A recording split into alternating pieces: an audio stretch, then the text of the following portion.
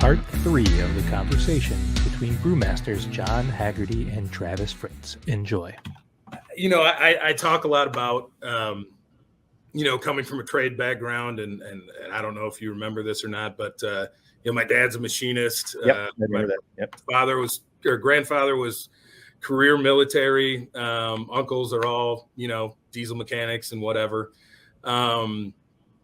And that's the kind, and from a small town in Michigan, which is, as everyone knows, an industrial state also. So growing up around trade workers, what meant growing up around men and women, but primarily for me, primarily men who took that shit really seriously. Yes. Right? Yes. This is how you do it, right? This is how you do it, right? Yeah. Don't do it another goddamn way. Somebody has already figured this out, right? This is the best way you do this.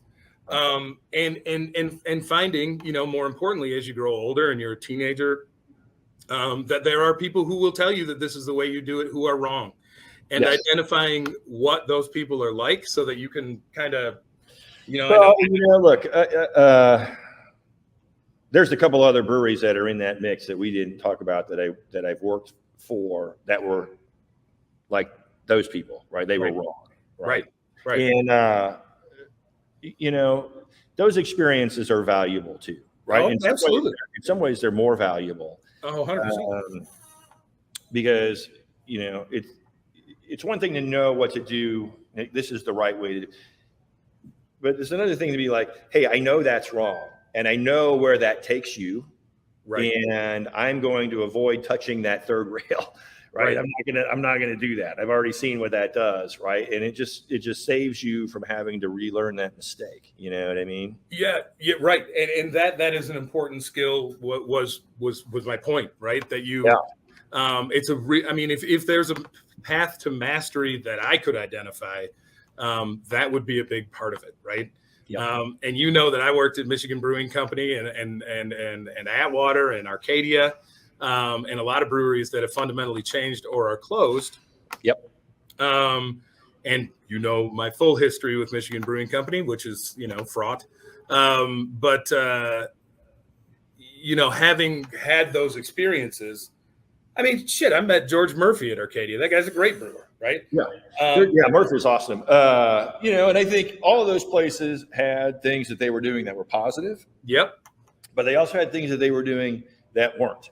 Phenomenally. Right? And, you know, ultimately it was those things that they were doing that weren't positive that led to their undoing. Right. Well, right. And I mean, it was, you had said, you know, you told the story about New Holland whenever you had said no, right, to doing something that you knew was wrong. And I, you know, whether I'm speaking of those breweries or others, you know, what I saw was a kind of a spiral of disorganization, which turned into desperation, which turned into consistently poor decision-making, which turned into truck chasing, what I call truck chasing, wherever, you know, you'll open up a new state because you need 19 grand, you got to fill up a truck. Right. And this creates this kind of death spiral that I've seen in breweries, you know, time and time again from starting when I started, right? Because there was a gold rush in the late 90s, mid to late 90s, wherever. I think there was an article in Forbes, right? And it was, I think they called it the new gold rush of craft beer. Yeah. There's been a lot of those actually, but certainly that time was one of them. Yep. Yeah. Well, that was the one I'm familiar with. I was becoming an adult at that time. And, you know, so we had here in Michigan at that time, in a way that I think hadn't happened before, a lot of people who weren't brewers at all coming in and saying, well, you know, I know business, so I'm going to teach these hippies how to do business, and you know, we'll make it happen. With no intention of understanding any of the things that we've now spent 2 hours and 16 minutes talking about, right? And how frustrating it was to work with and for those guys. Yeah. Well, and I agree. And you tried to, I mean, at least I did. I would try to identify those guys on the way in, like at the interview, right? Yep. And be like, okay, I'm not working for that guy. Right. Because I've done it. Right. That's just one of those things that you learn by experience. I know what that's going to lead to and I don't want to do that again. Right. So there's life lessons, right? But I mean, you look at successful breweries, and there are exceptions to this, but look at successful breweries. And I mean breweries that are healthy in 2022, right? Yep. There are substantially fewer than there were in, say, 2019, for example.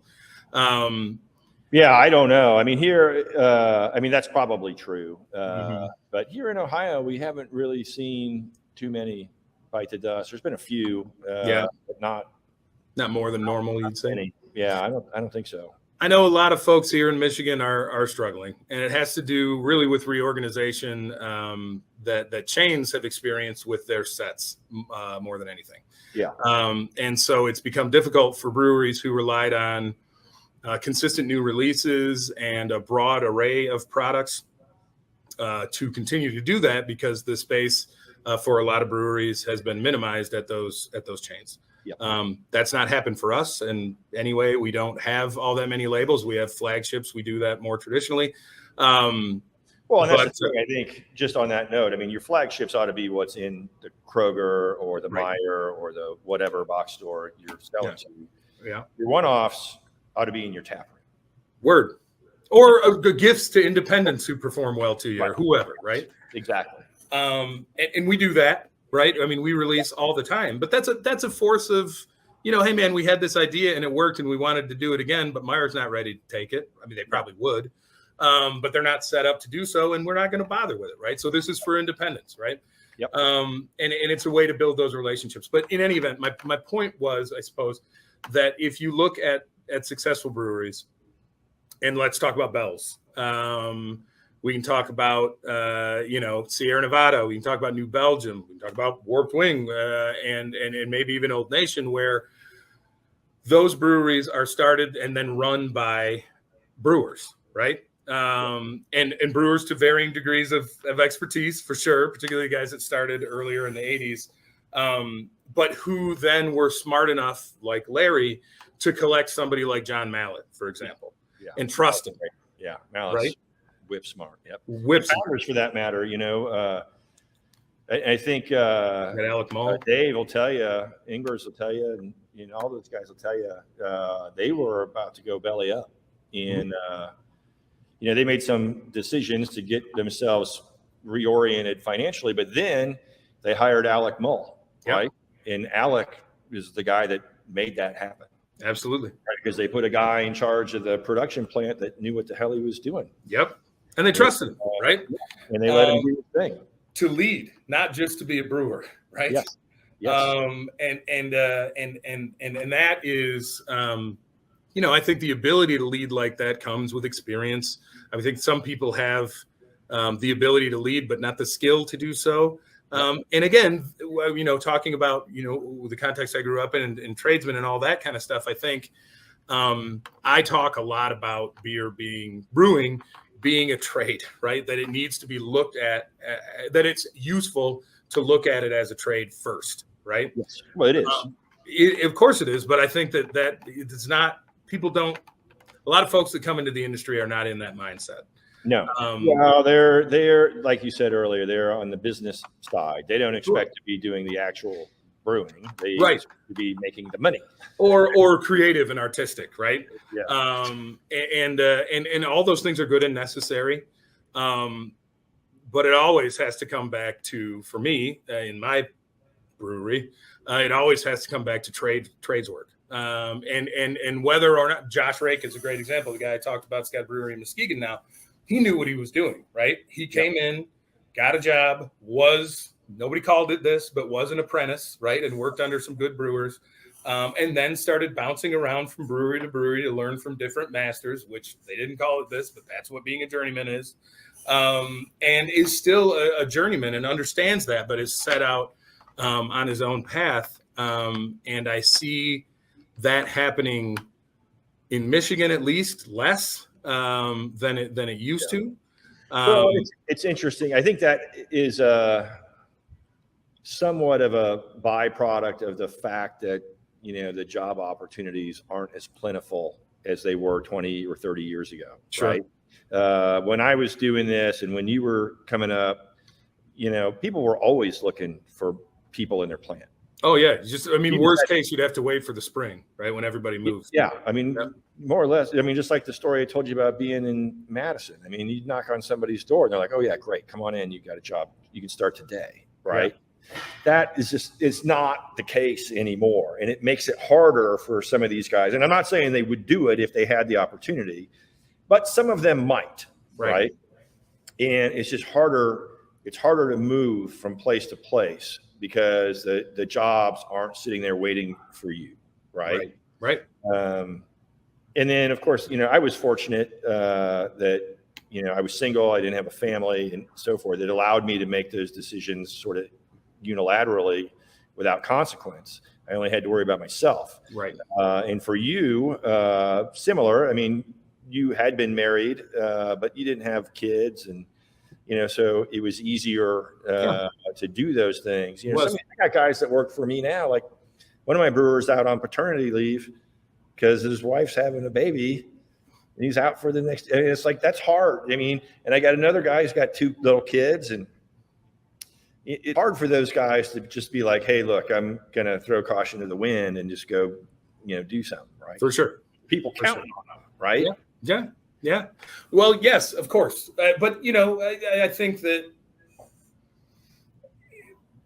maybe it's chance, maybe it's a kind of happenstance, or maybe it is the focus of, regardless of generation, an individual who either has no, or is allowing themselves no choice to do anything else, or no choice to fail. And that may be, as important as any other factor that plays into it. And I think that, if you got the balls to do it, then you got the balls to do it. And if you don't, then maybe you don't, Look, I agree. I mean, at some point when you get to the point where it's like, I got to go do it for myself. Right. Like, that's different. Right. But on the way up, the job hopping thing, I mean, to me, I would recommend to anybody, 2 or 3 years, and you're probably ready to move on to another brewery. Yep. I probably taught you 90% of what I know at this point, and that last 10% is going to be really hard to wring out of me because it's so obscure. Yep. It doesn't come up. I don't think to talk about it. So you've kind of got it. And if it ever comes up for you, if something comes up, then you call me. Like, what do you think about this?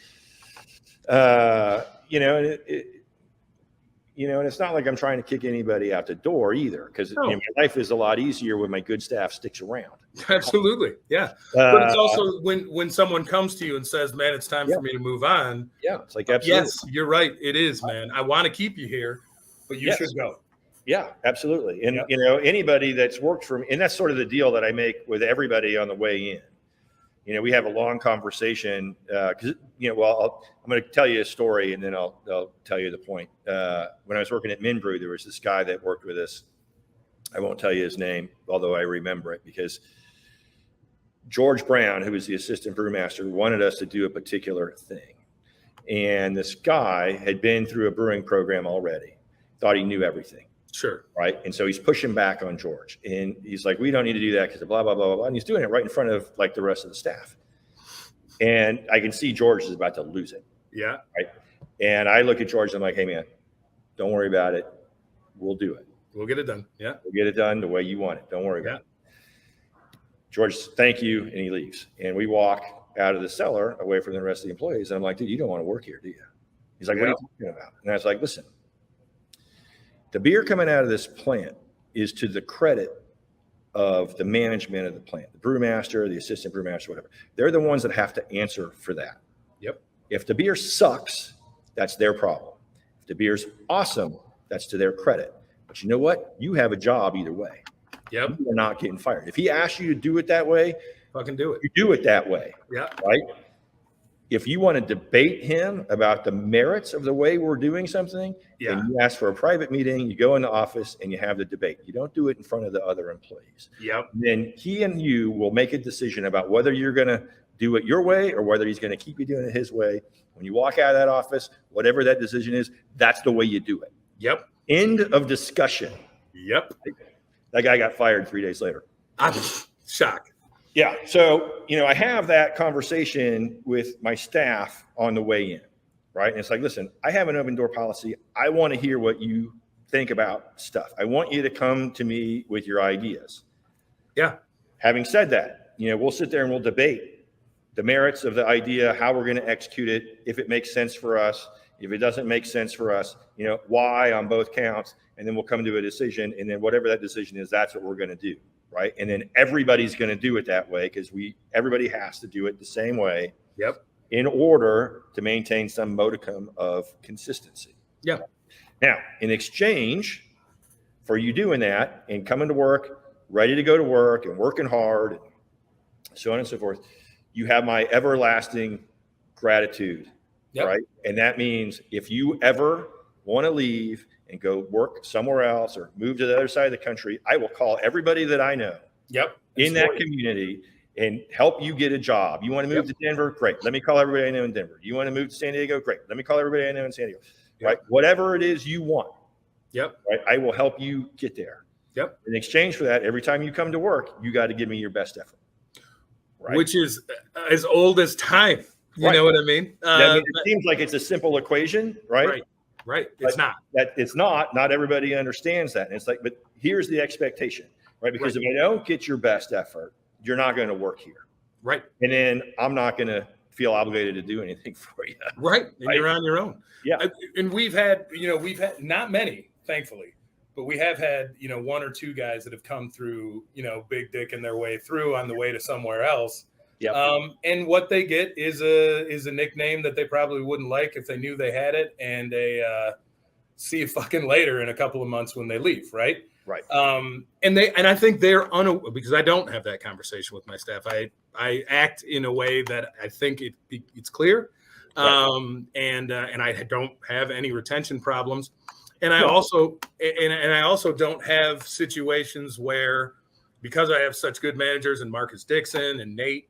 And the folks that work even underneath them, where they would, they're happy to kick somebody in the shin if they start behaving like that, for example, at a production meeting. Well, right. But so my thing, and the reason I always go through that with people out of the gate is because it's like, look, I'm going to kick you in the shin. Right. You don't do it the right way, I'm going to kick you in the chin. So don't be surprised when it happens. Right. Because you'll fuck something up. You've never worked in a brewery before, or you've got very little experience or whatever. Yeah. Right? Mistakes will be made. Yes. It's okay. It's human nature. Okay. It happens, but you will be called to the mat on it. Why did you do this? Let's make sure we get going in the right direction here. It isn't going to just be swept under the rug. No. There will be an accounting, right? I want you to be prepared for that because that's not the way it is in some businesses. But here it will be, right? You'll have to explain yourself. Yeah. So be ready. If you can't deal with that, then you shouldn't work here. Yep. 100%. And let's just avoid it right now, right? Yep. It isn't about, making you feel all warm and fuzzy, right? Nope. This is about making the best beer we can make, trying to keep our customers happy. Right. And if we do those things, then we're all going to get along. And if we don't, we're not. Right. Well, and I mean, do I want you to feel warm and fuzzy? Absolutely. Yes. Right. Yes, but I want you to feel warm and fuzzy because you did your job right and they told you good job. Right? There it is. Right. There it is. And, first, our policy here, an easy way to explain it, which I do explain to the staff, is, speaking of mistakes, right? Your mistake might cost me $50,000, right? I want you to be focused on doing the job the way you've been trained to do it, not on not losing $50,000, right? If you lose me $50,000, I will be upset. It's my job to make sure that my own emotional problem with that isn't transferred to you, because the first time you make a mistake, that's my fault, right? Yep. I didn't explain it to you well enough. I didn't train you the way that I should have. That's my fault, right? I agree. Second time you make a mistake, if we have, as you say, this process of accountability and retraining and sort of talking around the subject, and these are the parameters that you missed, maybe even before the problem happened that caused you to cause this problem. If that's been done and that mistake is made a second time, that shit is on you, right? Right. Yeah. And understand that shit will be on you, right? Right. And whatever the consequences of that are the consequences. They will be legal and they will be moral, but there will be consequences. And I don't, I'm not the kind of person that I don't make threats, right? No. I don't see a reason to telegraph my intentions to someone who I intend to affect negatively. But that is something that, is just, it's not even fair warning. It's just like, this is the process you can expect. I don't want you to feel hip checked by this. Yeah. Look, I don't think that it's particularly unique in a brewery or in an accounting office or a bank or where. I mean, I think, managers forever have been behaving this, good ones, right? Right. It's like, I'm going to be clear about what the expectations are. Yep. I'm going to be clear about what the consequences are if the expectations aren't met. Right. And I'm doing that right out of the gate. Right. So you can't tell me you didn't know. Which is a big part of parenting, for example, as well. But good parents tend to be good managers, I think, and vice versa. Or effective anyway. But I would say, there is a difference for me. And this is not, one is not better than the other. It's just something I've had to kind of come to terms with and get better at. There is a difference for me between there are kind of three realms of business that I tend to be, a realm maybe is a shitty word, but areas of business that I tend to be working in consistently. One is production, of course, which we've spoken about. Another is sales. And the other is, let's say, finance and just capital B business, right? Yep. And so there are huge differences. Oh, yeah. In the way that all of those folks expect to be treated and spoken to, and the expectations they have on themselves and their own personal improvement and their own understanding. And the farther away you get to production, the farther away you get to that kind of simple straight line of speech. No, right? I agree. Running a production plant, it's like running a kitchen or running a pirate ship. Yep, pirate ship, we say a lot. It's like, I'm going to be as direct as I possibly can. Yep. Right, because we do not have time to fool around with this. Right. This is it. This is what has to happen. Da da da da da. Mm-hmm. If I talk to people on our sales team or our finance team that way, they all go complaining about me. Right. Everybody. Right. Right. You can't tell me what to do. Right. Yeah. Haggerty's an asshole, and it's like, well, yeah, because you didn't do what you were supposed to do. Right. Right. Right. But the brewery, the guys get it because it's just like, man, we're just trying to get from point A to point B in the most efficient, expeditious manner possible. Right. In a situation where no one is personal sort of, I'm not judging you as a person. Right. It is, and right in a situation where I make a pledge to you, I will not shit on you unnecessarily. Right. This job is hard enough. Right. And I treat, for example, my sales staff the same way. Right. I'm not going to shit on you unnecessarily, but there are times when your job is going to be hard. Right. Yep. Just like it is for the brewers. Right. And when your job is hard, I will have sympathy for you because I've done your job. And when your job is hard, I will understand why it's hard. And I will make whatever concessions I possibly can to make it easier for you. But sometimes it just is that way, right? Yeah. And sometimes there's nothing I can do to fix it for you. Well, the funny is, I had a sales guy one time, and again, I'm not gonna tell you who, but I had a sales guy one time come to me and say, man, I wish you would just make a beer that would sell itself. I wish you would go fuck yourself. So I said, me too. That way I could fire your ass. Exactly. Right. Exactly. Right. Well, like, if the beer sells itself, what do I need you for? Right. And I get that, not, necessarily with the sales staff I have now, but sometimes, talking to sales staffs and just being like, well, we just need to throw shit at the wall and see what sticks. Right. Like, no. We don't, right? Well, XYZ Brewery does that all the time. Look how great they're doing. XYZ Brewery is all over your social media and shit, and that's great. XYZ Brewery is distributing heavily and made 7,000, 8,000, 9,000 barrels last year, and they were not profitable, right? Yeah. This is what you don't know, right? What I'm trying. I agree with that, and I think you got to have a plan. You got to have a plan, right? Too expensive to just bring a brand to market and throw it against the wall and be like, we're not going to do that one again. but it has to be, and we do that sometimes, honestly. But it not without some road testing or some real serious feeling from consensus from the company. But it's also important. Sales guys don't understand how production works, and production guys don't really understand how sales works, right? In most breweries, I'd say. Yep. They understand enough, right, to stay in their lane, maybe, but not the kind of day-to-day burden that comes with either job. And what I hear from sales reps from other companies and in the history of working as a brewer is quite often, we just need to, we need to get better organized and make a better plan for this. So let's have a brand calendar where there's a brand every couple of weeks that's coming out. And boy, the distributors will love that and the retailers will really love it, right?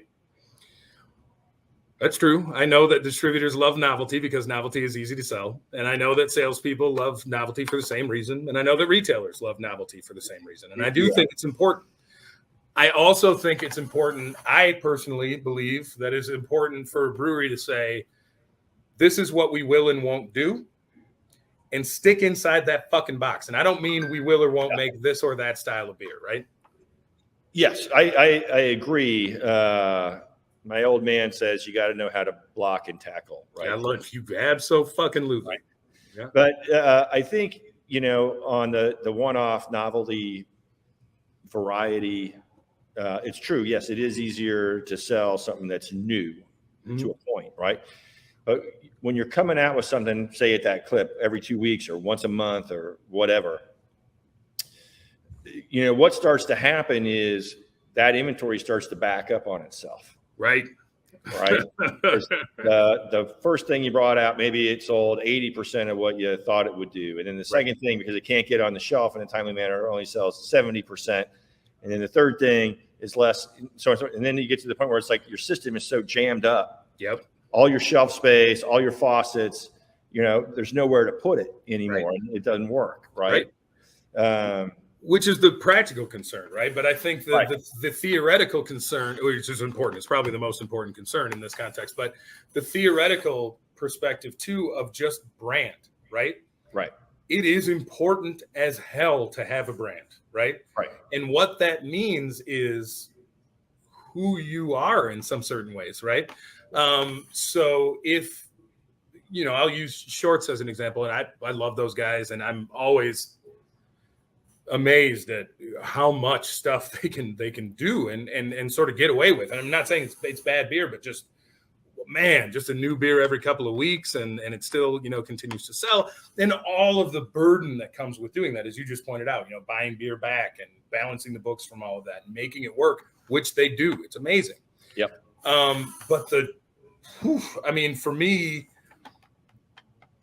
that's what Shorts is. And they were kind of the first ones in Michigan to really do that. Yeah. And so they can be that. That's their identity. And then you got a bunch of breweries that opened up after Shorts who tried to do the same thing functionally, right?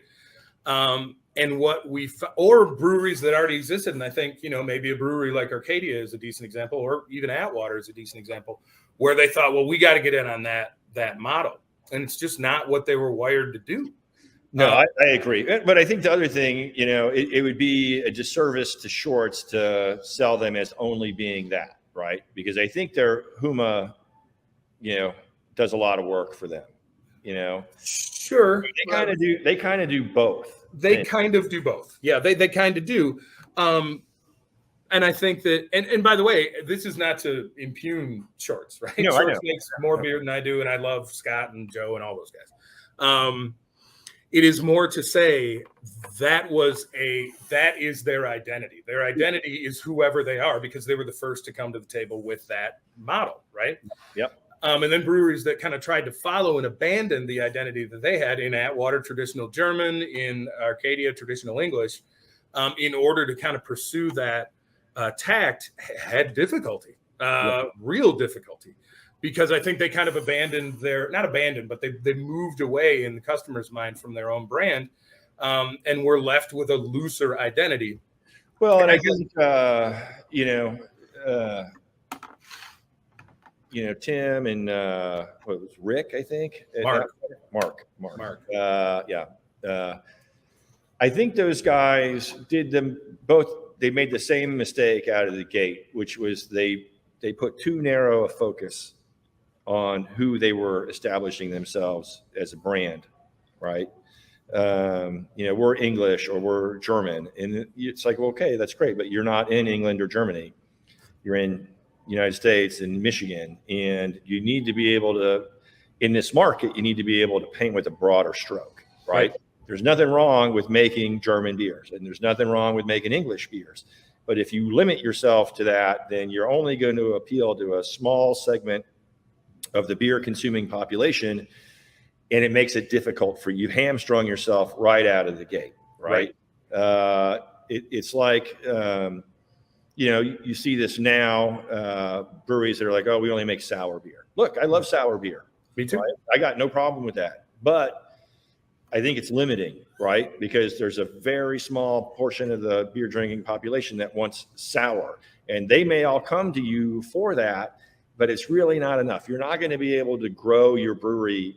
Look, if you don't want to grow it, if you're happy with whatever this thing is, that's fine. Then fine. And maybe that's perfect, right? Yep. But if your intention is to try to grow the brewery into a bigger format, by limiting yourself to that sort of notion, you've prevented that from being able to happen. Right? Yeah. Well, I guess maybe I think you're right. I also think there are examples, right now in Colorado, for example, of breweries that are focusing are having a very narrow focus, but the market is different now than it was in 20 years ago, obviously. Well, right, but I think some of those breweries, like Bierstadt is an example. They make all German beers, sure. Right? And they do it really well, and I love going there every time I'm out there, and that's great. But they're not going to turn into Bell's or Sierra Nevada or New Belgium. I mean, you're not going to do it with that narrow focus. I think the guy's got a really nice, from what I know of it. I'm not on the inside, but from what I know of it, I think he's got a really nice business, right? Sure. But it is more or less what it's going to continue to be. Sure. Right. If you want to add volume to that, that's going to be a challenge. You're going to have to go out of your area, and you're going to have to sell beer styles that everybody else on the planet is making, and they don't have that intimacy with your story. It's harder to do. Right. Sure. So it is what it is. Great. If that's your goal, if that's what you want to be, perfect. Yeah. Well, I mean, I'm spending time and emotional capital and actual capital on trying to make a lager work. I think you did it in Trotwood. We've done so at Warped Wing. We've done, but we paint with a bigger brush, right? And we're a smaller brewery. I mean, we're going to do 9,000 or 10,000 barrels of beer or something this year.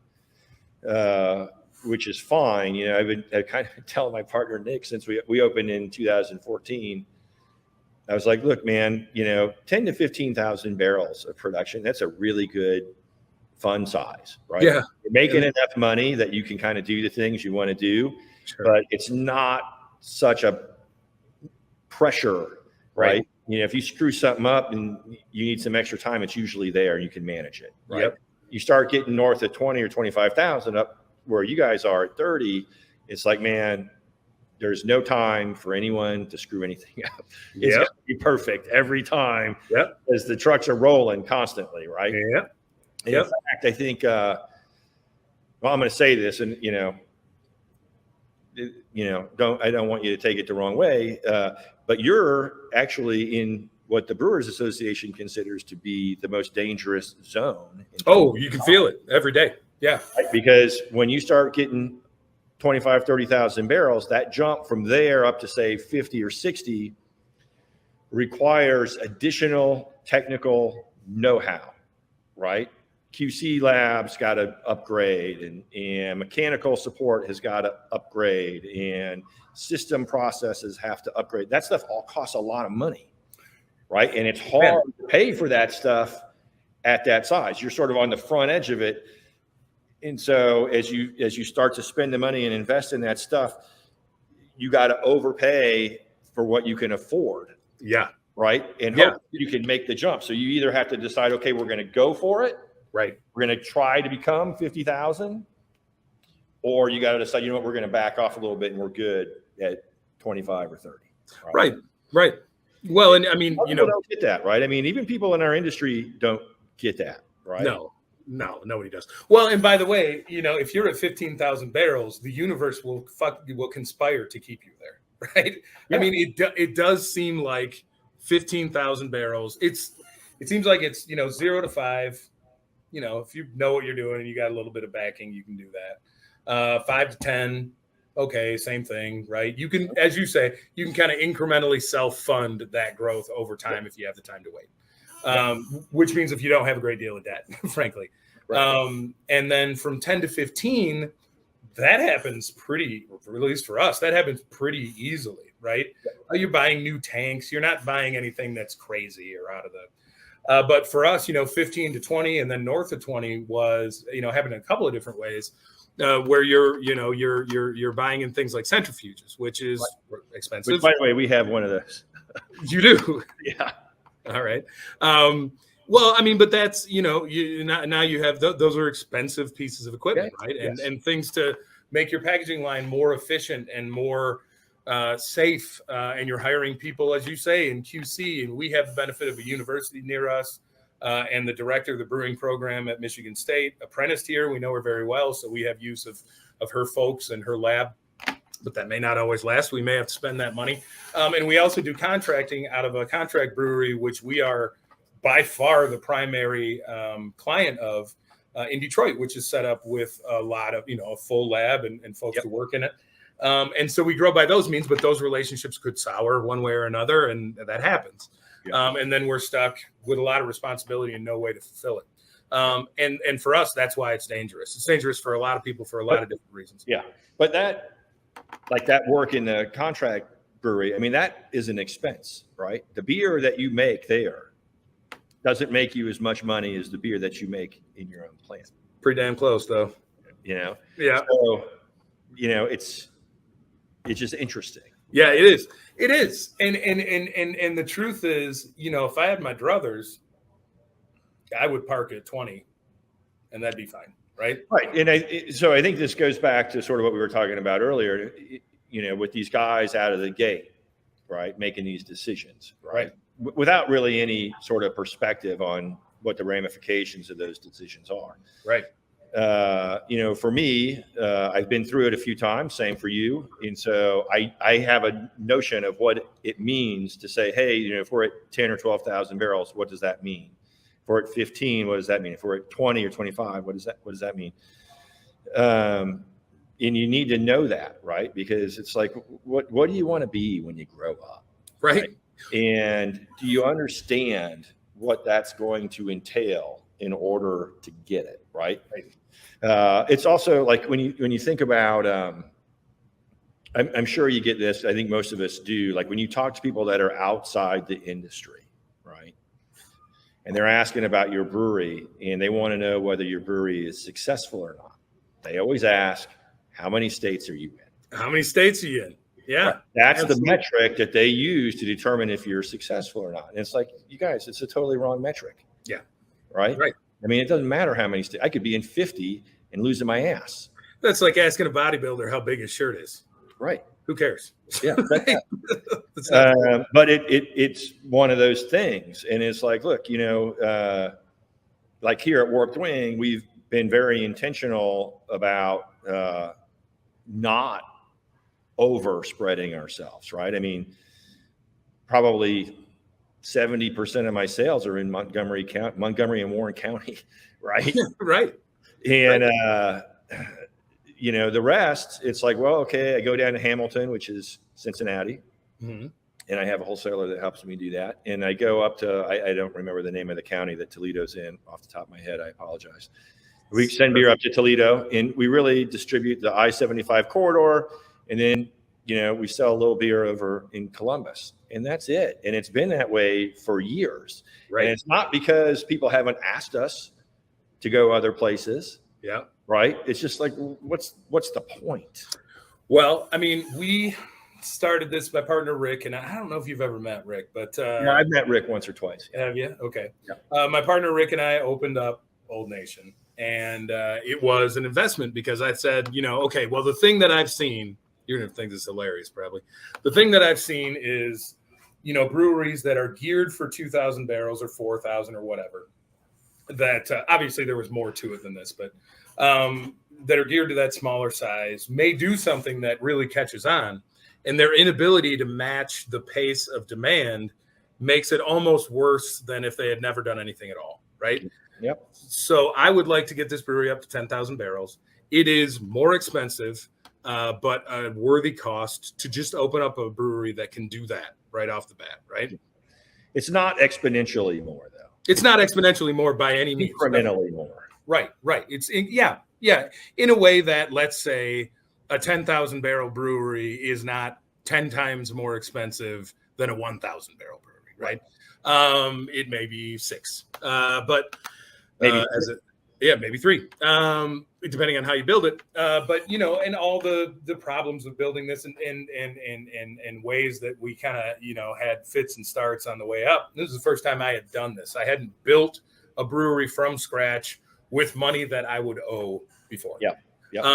And so and had some sort of a goal in terms of technology and in terms of how I wanted the brewers to operate and all that kind of stuff. And so we opened this brewery and we had a fair amount of debt. We bought the building that we were in, and the property that it sits on and all the equipment, and there was a lot of debt.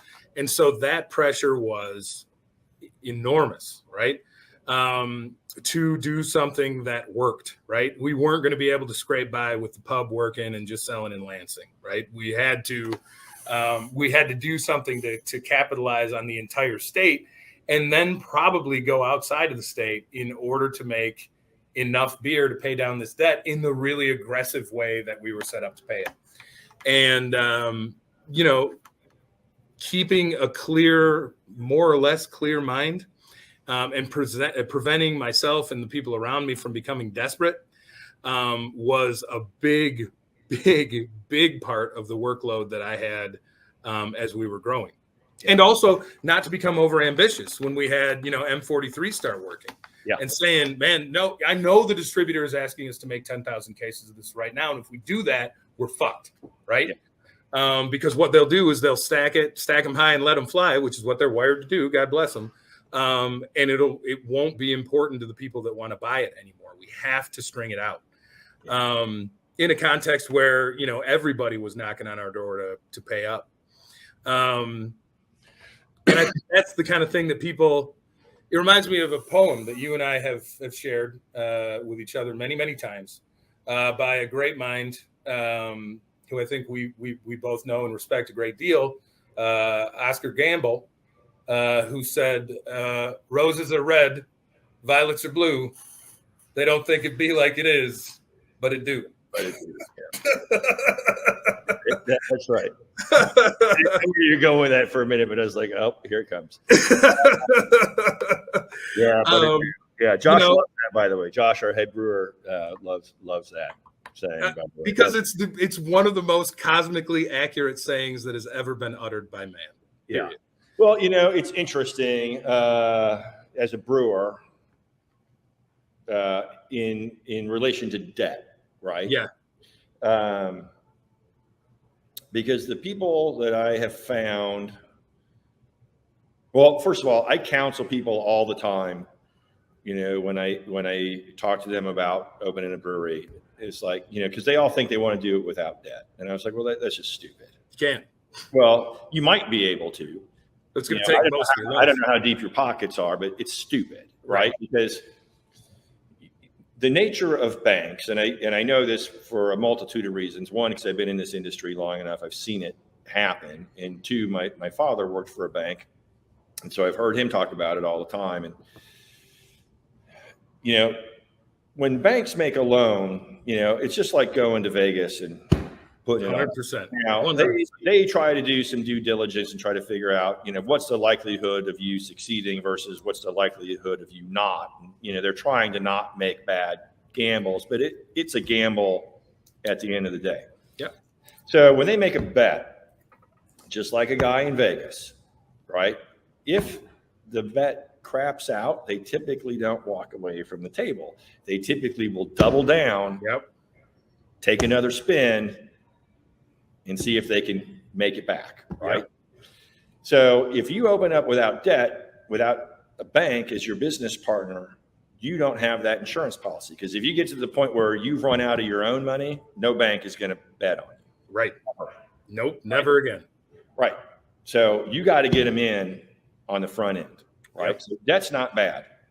It's funny when we were opening this place. First of all, Dayton's a Rust Belt town. I don't think that's going to surprise any of your listeners. Nope. It's old manufacturing town. A lot of that's left. When we were moving in here in 2013 or so, 2012, 2013, we were looking at all this.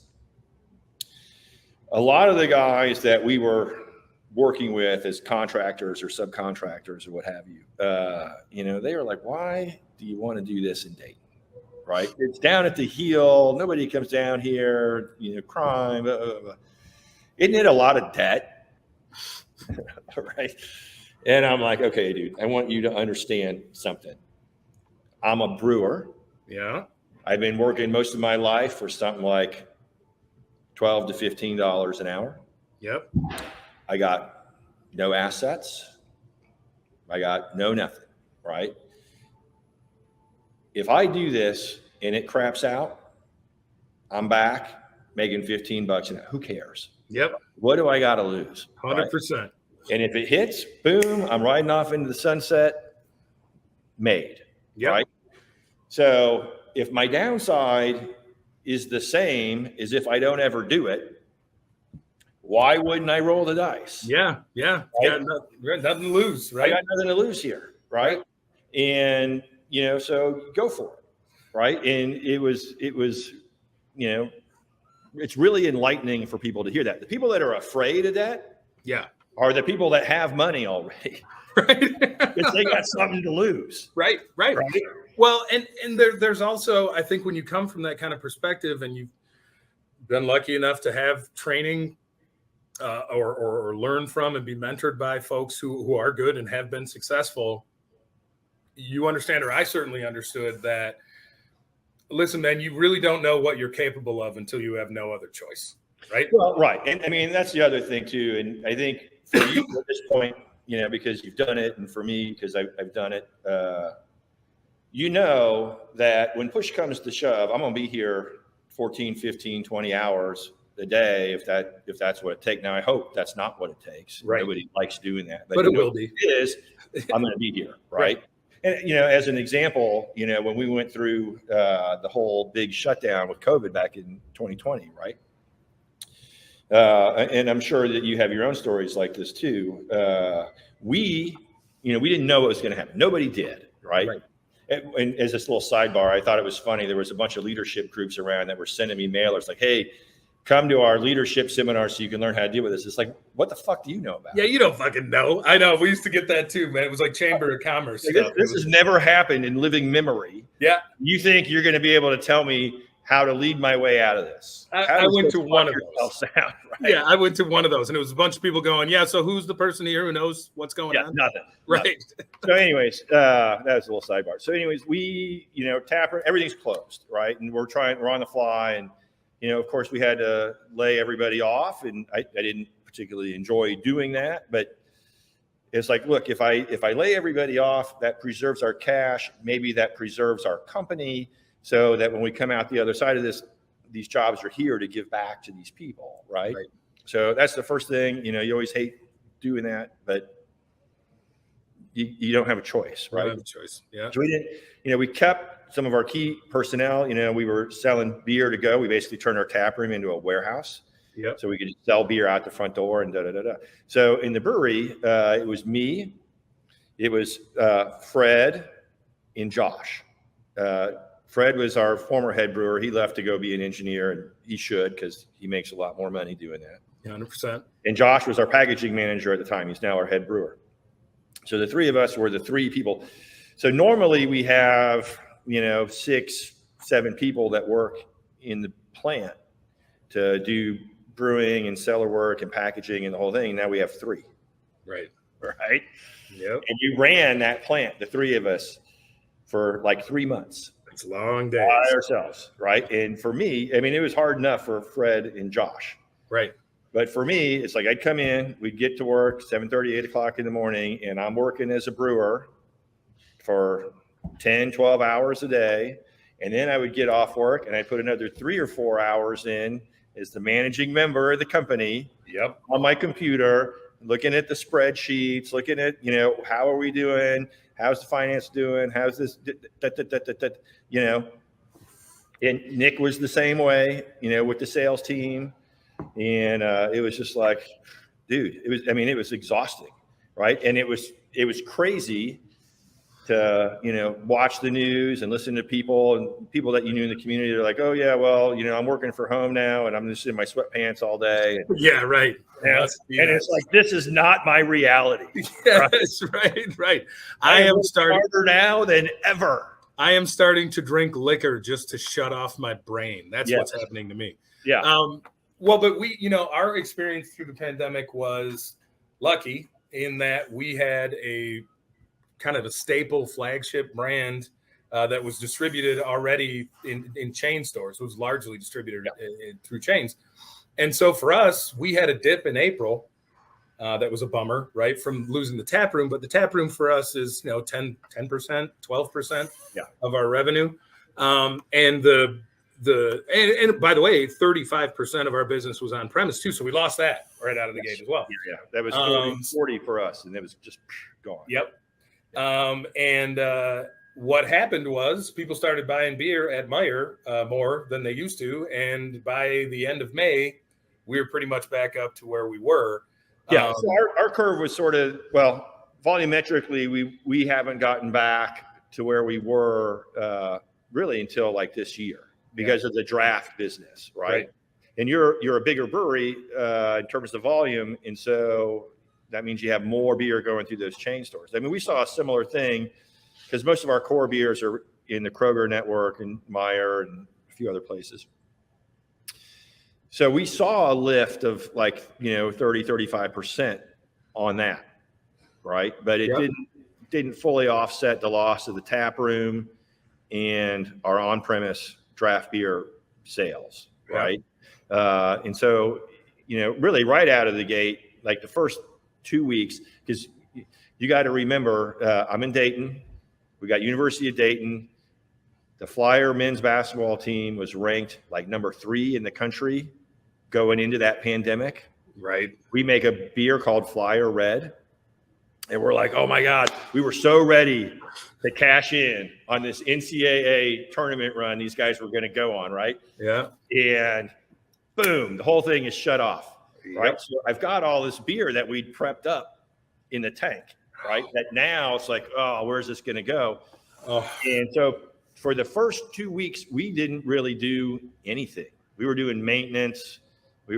That was actually not too bad. Right. Then we started to realize, oh, look, we're seeing this increase in sales at the chain stores for the same reasons that you were citing. And then it was like, oh my God, you know, we got to get on it. And, you know, it went from like 0 to 100 like this. Yep. You know, it was nuts. We were also the state of Ohio. Well, first of all, the state of Ohio lets us self-distribute, which we do. Part of our territory self-distributed. But the state also issued a ruling, the Ohio Department of Liquor Control, that said home delivery, direct sales to consumers at their homes was allowable. And so we were like the milkman, right? People would send in orders to the brewery. You had to have your order in by 5 o'clock the previous day, and then we would deliver it the next day. Right. So everybody, finance team, sales team, production team, everybody that was still on the clock, right? Right. You know, you'd work your shift, and then whatever neighborhood you live in on the way home, you would take the beer with you and drop it off at people's houses, right? Jeez. That was crazy, right? Wow. It was fun, kind of. I'm glad I don't have to do it still. But, right. Well, right. I mean, we have, you know, that Camilla runs the pub here. Yeah. And the dynamic in our relationship is much better if I don't have anything to do with it. Right. Oh, yeah, I'm sure. I know that you know what that's like. And so, this was an exception in that we had to kind of shift the dynamic a little bit. And I didn't want to lay anybody off. Right. Right. As you didn't. And no one with a heart did. But we had to find a way to try and not do that. One of the great things about living and working in a small community like Williamston, which is also, if I'm being completely honest, about half and half extraordinarily well-to-do folks who are working at the state or the university or commuting into Detroit, right, from this idyllic bedroom community that is Williamston, or rural poverty. That's pretty much what Williamston is. Yep. And Camilla, to her credit, really, I helped with some of this, but Camilla spearheaded initiatives that we've been running for years before the pandemic, where we were in one way or another funneling money from the folks that had it to the folks that didn't through weekend survival kits for kids and any number of other community initiatives. And so we were well known in the community and respected, I think, for those reasons and others. I mean, I coached baseball. I know you coach basketball.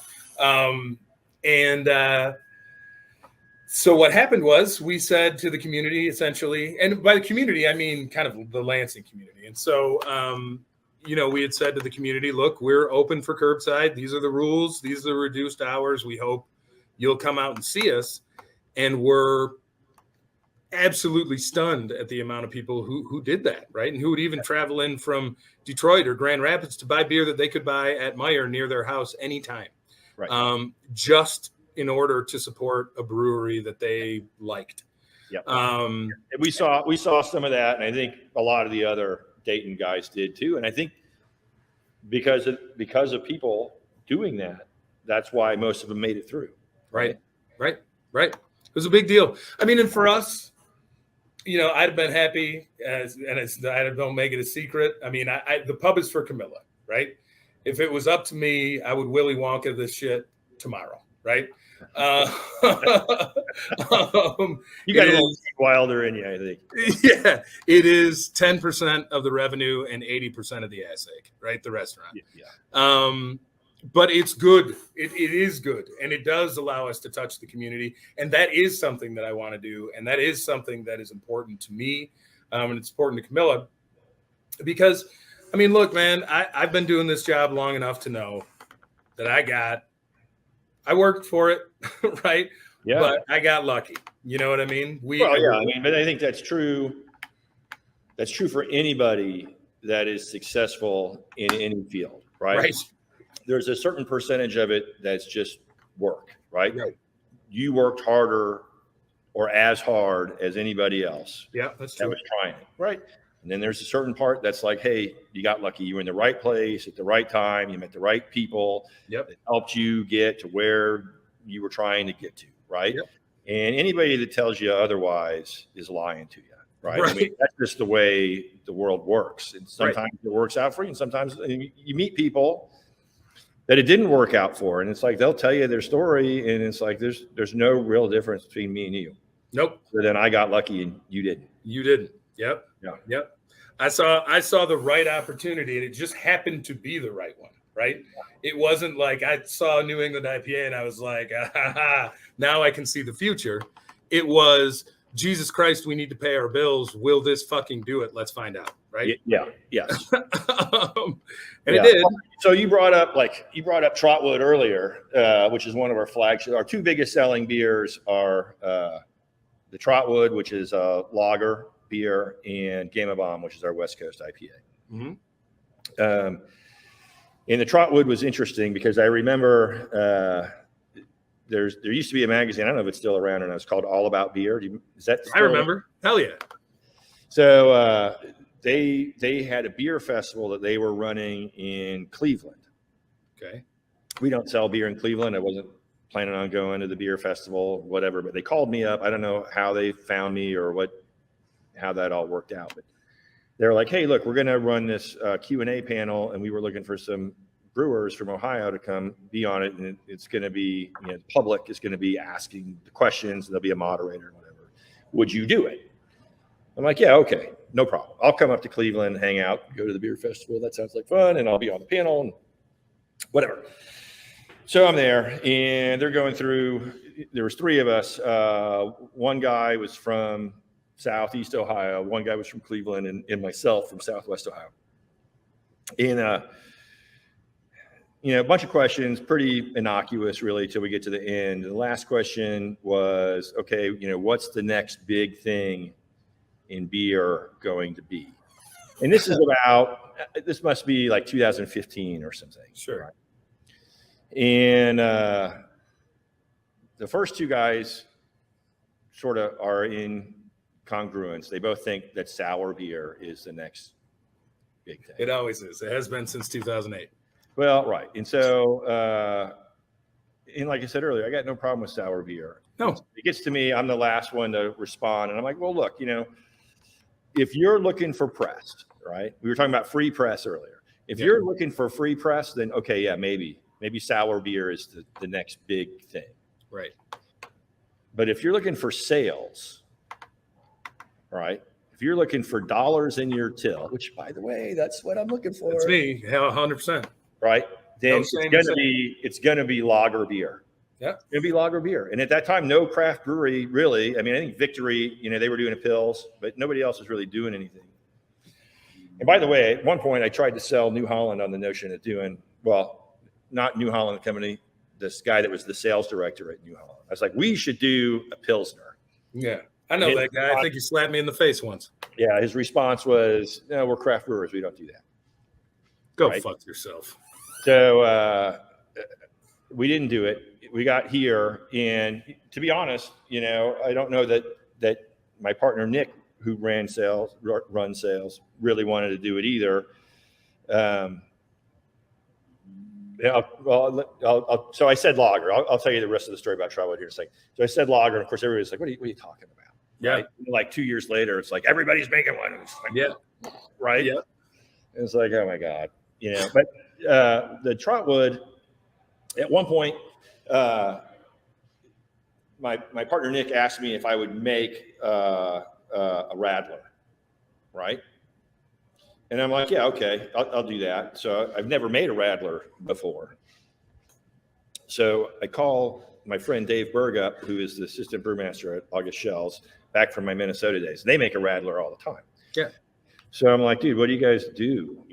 He's like, oh, we make a 10p lager beer, and whatever, and then we blend in the juice, and then it kind of walked me through it. And I'm like, yeah, okay, great. So we make a 10p lager beer. We're running it through the separator, and I picked a really weird yeast. We use kind of a different yeast, and I'm not going to say what it is on the podcast, but it's different, and so it throws a different flavor into the beer. It's pretty unique, which, by the way, is sort of an old school application of technology, right? Because like Bud and Miller and Coors, and I mean, what really separates those beers from each other? Because it isn't the raw materials, right? I mean, Bud uses some rice, but Busch is using corn, right? It's technique. It's technique, and it's the yeast strains that they pick, and these things give a different flavor. So we pick a different yeast, kind of an obscure yeast to use, and it throws different. Anyways, so we're running it off the separator, and like all brewers around the world, we're like, well, we got to sample it and make sure it tastes okay, right? So we're drinking it off the separator, and it's like, holy shit, this is good. Yeah. Right. So I took it in the office, into the sales office, and I'm like, Nick, try this. And he's like, oh, that's good. I'm like, we should just sell that. Right. It's like, this is going to be the base beer for the Radler, but we'll put the juice in it and everything, but we should think about just making and selling that. Yeah. Right. And he's like, yeah, he didn't want it. Right. It's going to be hard.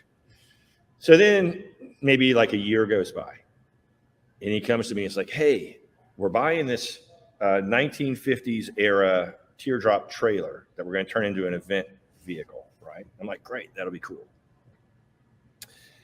It happened to be built by the Trotwood Trailer Company. There used to be a trailer company that was considered like the vanguard of trailer makers up in Trotwood, which is the suburb of Dayton. And they went out of business, I don't know, late 70s or something. Okay. But the trailer company was named after the town. And he's like, it's a 1950s trailer. Can you make a 1950s style lager beer? I'll think about it. He's like, yeah. I'm going to work real hard on that. Go into my recipe book. Oh, here's that lager beer. Yeah, we made the base. Oh, I love when that happens. Here, let's make this. Right. Yeah, that's what the beer is, right? And of course we named the beer after the trailer company, which is named after the town, and so on and so forth. But that's what we did. And I mean, it was crazy. We came out with that beer, and we made like 120 barrels. It was supposed to be a one-off, and it literally sold in like 10 minutes. Just gone. Well, I'd like to point something out in this regard. The beer is delicious, and I love to drink it. But the packaging is absolutely fantastic, dude. Yeah. Fantastic, right? Yeah. What sells beer, right? Right. It should be a foregone conclusion after a while that the beer is good, right? After a while in your career that the beer is good, but God dang, you guys knocked that out of the park with the packaging. Yeah. Holy cow. Yeah, thanks. So, and it's all retro, right? I mean, we're not reinventing the wheel here. I mean, this is old school beer with old school packaging, right? Great, right? Yeah. So it sold out in like 10 minutes. And, Nick's like, hey, man, can you make more of that? And it's like, yeah, it's going to take a month. Yep. Right? Yep. So we made more. We made another 120 barrels. That sold out in like 10 minutes. So we made another, right? And it was just like this. And then it's just like, okay, we just got to start throwing this stuff in. We were just plug it into the schedule. Forecast, we were just like, let's put as much in as we can. As anytime a tank's open, we're making it. And we did that. It took us about 6 months to catch up to the market. It was nuts. Yeah. Right. I mean, I remember like my dad coming in, and we'd have it on tap, but I wouldn't have any cans, right? Because they'd be sold out. Right. So, out of the tap. I mean, I didn't have any in the tap room, and my dad would want to take it back to Michigan. And so I'd be on the phone calling around to our accounts. Do you have any? And they just laugh at me. Right. Yeah. I mean, I'm the brewmaster. I can't even get it. Right. I mean, it was just nuts. I remember doing that with M43, man. It's heady times, right? I mean, it's like feels great, right? Yeah, that's what you look back at. Yeah. Now the thing with that beer is, probably a year after we did that beer, then everybody else came out with their version of that beer, right? Sure, of course. And it's like, okay, so I had the market to myself for a year, right? Like, okay, now I got to fight all these guys with these bigger marketing budgets. I mean, the beer's held its own, considering the size of brewery that we are and the fact that we really have no marketing budget. It's done quite well in the face of like, I got to sell against. I mean, you do the same thing. You're selling against the Sierras and the Founders and the Bells and the Great Lakes Brewing Companies and the Victories and all these breweries that are 10, 20, 30 times. I mean, Sierra's like 100 times bigger than we are. Right. And, you got to hold your own in the same market. Right. And it's tough, man. It's tough. For us, it was, it goes back to what we were talking about with New England IPA, which is, thanks to having Nate here and the training and education that I got, we were able to crack that nut pretty much right away. Right. Yeah. Yep. And we were first in, and we ramped up production because we had a brewery that was more or less empty. Right. First in Michigan. Right. Right. And just to be clear, I mean, I don't think anyone thinks you're saying you're the first one to make it, but you were the first one to really commit to it in Michigan, which was important because that's your home market. Yep. And that gave you that sort of control of that segment of that market. Yeah, no, and I appreciate the correction. Absolutely. In Michigan. And that year where everybody else was kind of casting about and figuring out how to do it. And Bell's, for example, developed their iteration, which is official. And I knew one of the things that I knew that helped us gain the position that we have now is how I would do this beer due to the development that we went through with the beer here in Williamston. I knew how I would do this beer if I worked for a large brewery, and it would be nothing like I do this beer here, right? If the sales team came to me and said, listen, try this beer from Trillium or wherever. Yep. We need to make something like this, but it needs to fit into the way that we sell and distribute beer at this moment. We're not going to be able to treat it any differently than we treat whatever, Two Hearted or Sierra Pale or whatever. I knew how I would make it. And the cost concerns and the efficiency concerns and all the concerns that breweries that size have to deal with, I knew they would be able to make a really good beer, and they would be able to make it cost effectively, and they would be able to have it be really shelf stable, but they weren't going to be able to make it. They would be able to, but they weren't going to commit to making it as impactful as the product that we were making, right? As intense, as thick. Right. And they weren't going to be able to turn it out quickly either. No, right. Well, and they wouldn't be able to turn it out quickly either. And so when everybody, when Sam Adams, a bunch of sales team from Sam Adams walked into my pub and essentially said, hey, man, we're going to eat your lunch, right? We're coming into Southeast Michigan, Detroit area. And here's our tap handle. It looked exactly like my tap handle. It looked nothing like Samuel Adams. We're going to be putting this handle next to your handle everywhere you are because we have a stronger distributor in Detroit, and they did. And we're going to be also, by the way, selling this for much less than you sell it for. So out of, courtesy and respect, we thought we'd come in here and tell you that. Right. Yeah. So it's like, what, you're just walking in my front door to show me how big your Johnson is. 100%. Right. And my response to that was, you are making a mistake, right? Not by competing with me. That's not a mistake at all. I expect you to do that, and you probably win most times, but you won't now because you are undercutting the value of this beer. And at this moment, the value of this beer in dollars represents something to the people that are drinking it, and you're shooting yourself in the foot, I promise, right? Yeah. And sure enough, that's what happened. Yeah. It's funny that you say that because, in the Wayback Machine, yep, there were two breweries that were really vying for command of the craft segment at the time, right? At a national level. And that was Sam Adams and Pete's Wicked Ale, right? Pete's. So, I'm talking mid-90s, yep, right? Both substantially smaller than Sam Adams is today. Yeah. In fact, I don't think if you put them together, they'd be as big as Sam Adams is today. Yeah. But they were the two brands. They were both being contract brewed at the time. They were the two that were sort of on a national sort of consciousness, right? Yeah. Everybody across the board knew of the brands, at least whether they'd had them or not. And so, Pete Schlossberg, I presume, I haven't talked to him about, I've met Pete a few times, but I haven't actually had this conversation with him. But from an external perspective, it looked like he decided, I am going to reduce my margin in order to reduce my price on the shelf in order to try to grab market share. Absolutely. Right. And he did it, and he failed. Yep. Right? Because the consumer response was, well, if the price is cheaper, then if you the beer take is the price down, you must have done something to the quality in order to make it cheaper. Yep. People stopped buying it. Yep. In the same vein, well, if Sam's selling theirs for less, it must be because they use inferior ingredients. Right? 100%. And really, the reality is they're selling it for less because they've got greater efficiencies. Right, and economy of scale. The consumer doesn't understand that. They don't understand the difference between, Old Nation and Sam Adams. To them, they're the same. Right.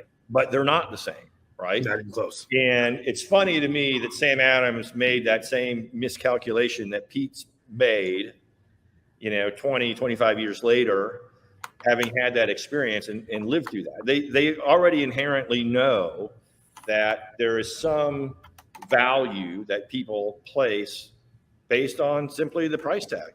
Is the Mercedes-Benz really better than a Ford?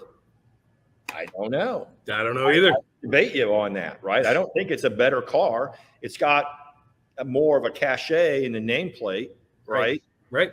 Because it's imported and it's German and it's whatever, but I don't know that it's a better made car. Right. You get a Ford with all the same leather features and electronics and right? Right. It's really better. I don't know. Right. You go over to Germany and you see that the Mercedes are everywhere. It's like driving a freaking Taurus or something. You know what I mean? Over there, it's like whatever, right? Right. Yeah. I remember when I was a teenager and I went over there and saw the taxis were Mercedes, and I was like, man, I'm really in the city now. Right. You know, so I mean, it's just part of it is just like, you know, there is a cachet. That car, that in this example, the Mercedes is more expensive. It's more expensive because it was imported from Europe. Exactly. Right. Not because it's better. Right. So the same sort of concept, you know, but people put a value on that. Well, it must be better. Look how much more it costs. It's perceived value. I mean, it's pretty well known, and should have been well known by those guys and by others who kind of came in and openly said, we are going to wipe the floor with Old Nation on this beer. Yeah. These guys, and to me, you know, the whole tenor. I mean, and granted, you're sort of paraphrasing the experience. So I'm going on, you know, your description of the events. You know, that whole tenor is just so ballsy. Yeah. Right? I mean, it's one thing to like, hey, look, you know, to come in and be like, hey, look, we're bringing this product out, and just heads up, you know, industry sort courtesy. Of, so you know that we're coming. It's not personal, right? That sort of tenor, that's one thing, right? Yeah. But to be like, I'm going to kick your ass, right? And then to not do it, right? Yeah, beautiful. I loved it. It's perfect. I loved it so deeply. And, you know, I mean, look, they could come in and make a decision and destroy us at this point. But at that point, maybe I think, you know, I think there's a loyalty. Breweries are sort of like sports teams. They are 100% like sports teams. And sometimes it's difficult for people to understand that, look, this is a for-profit business. Just like it's hard to understand that your football team or your baseball team is a for-profit business. And, you know, you have to make decisions, you know, with that financial perspective in mind. Otherwise, your business isn't going to be around in order to continue to do stuff. And so people, you know, once they've decided, hey, I'm a fan of this brewery. Once someone's decided, hey, I'm a fan of Old Nation, I am buying their beer come hell or high water. It doesn't really matter what Sam Adams does or anybody else for that matter. Right. They're not going to be able to separate that customer from your beer, right? Because that person is already bought in to whatever it is, the notion that you've put out there about who you are, who your company is, what your beers are about, so on and so forth, right? And same for us, right? Right. So that's why you'll see like breweries come in and buy places, right? That's why that happens, because they understand I can't pry them away. I can't just take it. So I have to reward this guy, let him ride off into the sunset, and then I can have it, right? And that's why that happens. It'd be great to be that guy. I would like, you know, I dream sometimes about going back to the guitar shop and just selling antique guitars, you know? Well, you know, I dream about, you know, it's funny because I get to run the pilot plant now here. I grew this business to a point to where I've got a good team of guys, you know, that run the plant, and then I get to go do the fun stuff and run the pilot plant. Right. I don't know how long I'll get to do that for, but it's like, I spent the last 30 years trying to get back to where I started. Yep. Right. Yep.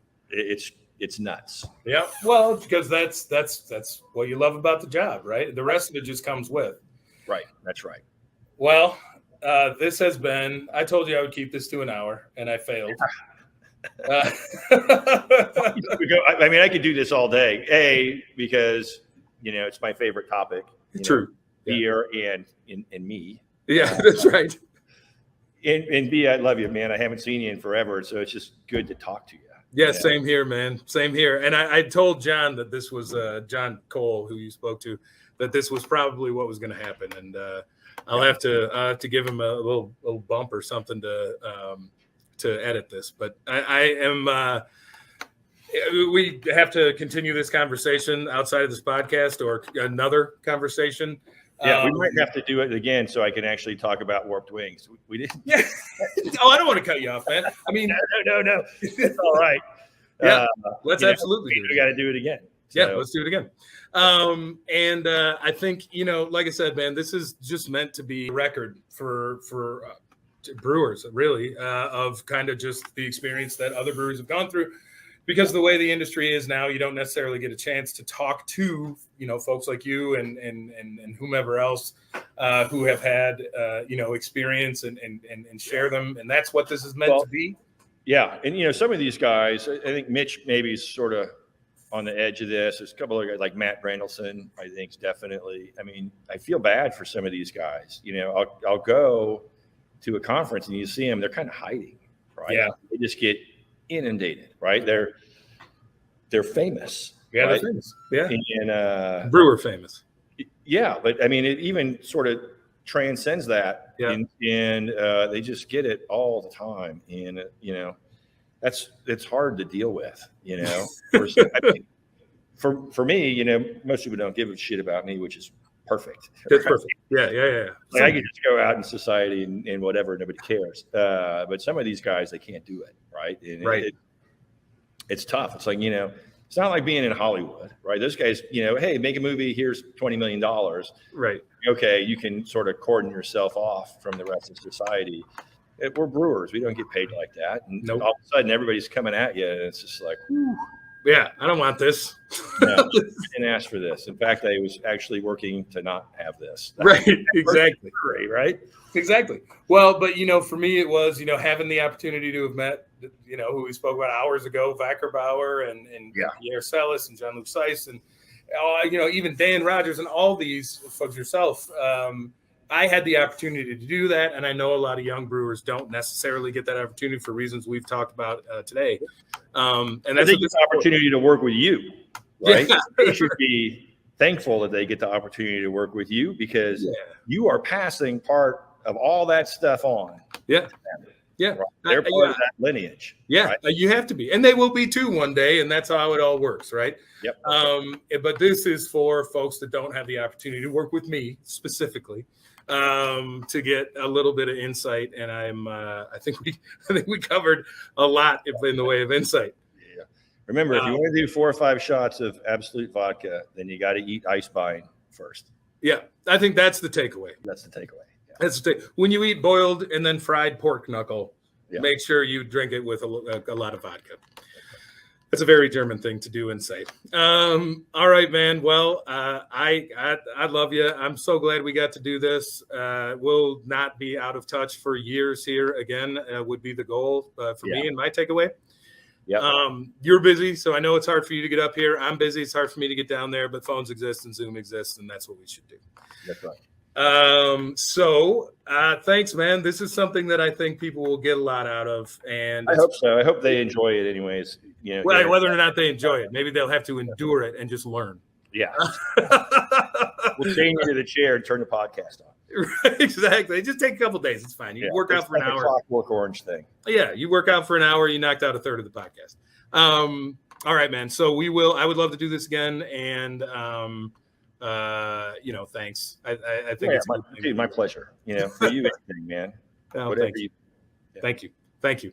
Same here. And we will sign off. And John and I will talk about how to organize this subsequently. But I'll look forward to talking to you again and putting this out there sometime in the next few weeks, we think.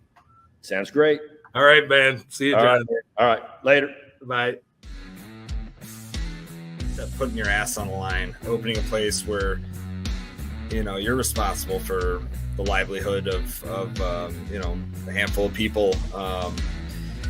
It's scary to get different perspectives on work, on philosophy toward work, and on the brewing industry specifically. My passion is to make something that is as perfect as I can make it, no matter what it is.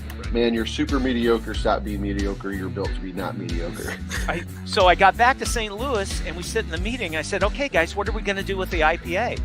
And they're like, yeah, we're probably not going to do anything with it. They weren't drinking beer to get out of their family and to get out of their life and get out of their head. It was just part of it. It was part of it. And I think that's what, that is a huge information to me on drinking. And so your first job as a brewer is to not give anyone a hangover they didn't have.